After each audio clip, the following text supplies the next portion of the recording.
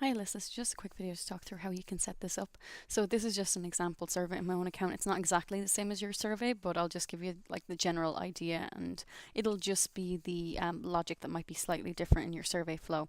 So if we click into survey flow at the top of your survey, I'm just going to remove this because that's just there from earlier. Basically, what we're going to want to do is we're going to want to set up a branch directly under the block of questions that has the last question of interest. So I think you said you want to base this off of question 2 and question 3. So you would add in a branch directly below the block that contained question 3 so that we're assigning this after they've answered question 3. So I'm just going to pretend that my question 3 is in my block here. So I'm going to go add below and I'm going to create a branch. And for this condition, this is where we're going to set up the condition for our first group of people. So this is going to be the positive or the negative people, or the positive, whichever is easier for you to work with. So I'm just going to say, just as an example, for question 2, someone says poor. So I'm just going to say like your marital status is single, just as an example. And then the plus and say, or question 3. So just an example. Question 3, someone writes a 0 or a 1 on the NPS question. So this is the exact same. So I can say 0 is selected, or question 3, 1 is selected, for example. So basically we're saying if they enter anything negative at all, click OK, then we can add new element, make it an embedded data field, and we can either call this like a 1 or 2, or like we can call this whatever we want and give them value of 1 or 2, or we can call it type, just as an example. And for this, we're going to call this negative, so that all the people who enter in a negative way are given the embedded data negative. And then we're going to go ahead and add another branch. So I'm going to click add below again.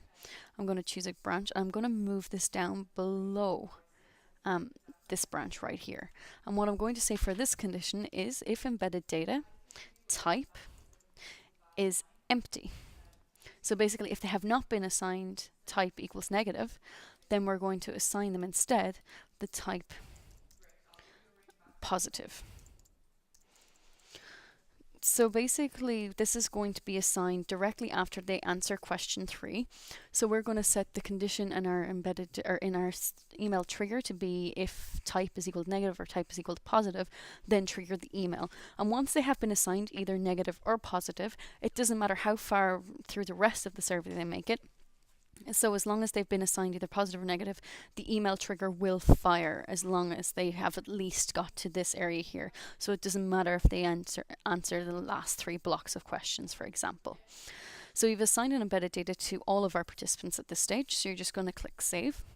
Then we're going to click into our triggers, email triggers, and we're going to set up 2 different triggers, one for the positives and one for the negatives. So this one, for example, will be our negatives.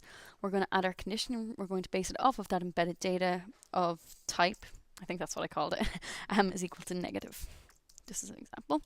And then you would create another trigger, and this one would be almost the exact same, except for this is going to be type is equal to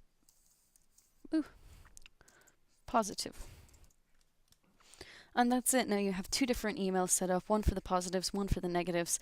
And it is very similar to the way you initially said. The difference is that instead of setting up if this is selected or this is selected, and then down here saying if this is not selected and this is not selected and this is not selected, you've just had to set that up once here in the survey flow. And then basically you're just filling in and saying, okay, well, if they didn't answer the rest, or if they didn't get assigned this, they have to be assigned this. So it's just cutting down the logic that you have to set up a little. So I hope that makes sense. Please give this a go and let me know if you do run into any issues or if it works out for you.